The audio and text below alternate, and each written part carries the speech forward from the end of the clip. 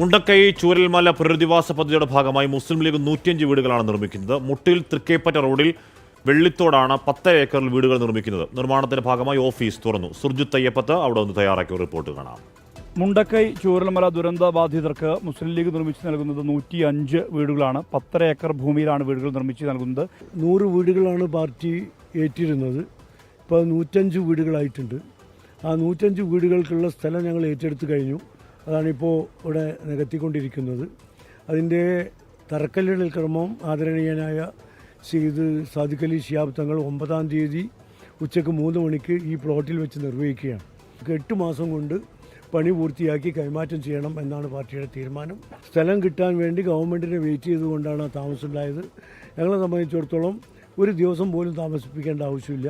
സർക്കാർ ലിസ്റ്റിൽ നിന്ന് ദുരന്തബാധിതരുടെ ലിസ്റ്റ് റവന്യൂ വകുപ്പ് സർക്കാർ ഉണ്ടാക്കിയിട്ടുണ്ട്.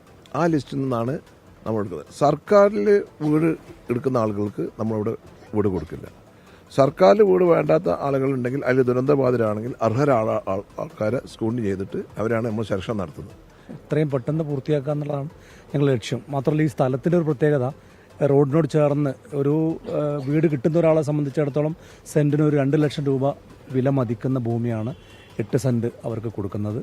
അങ്ങനെ 1000-ലധികം സ്ക്വയർ ഫീറ്റ് വരുന്ന വീട് എത്രയും പെട്ടെന്ന് പൂർത്തിയാക്കി അവരെ ഏൽപ്പിക്കുക എന്നുള്ളതാണ് ഞങ്ങൾ ഉദ്ദേശിക്കുന്നത്.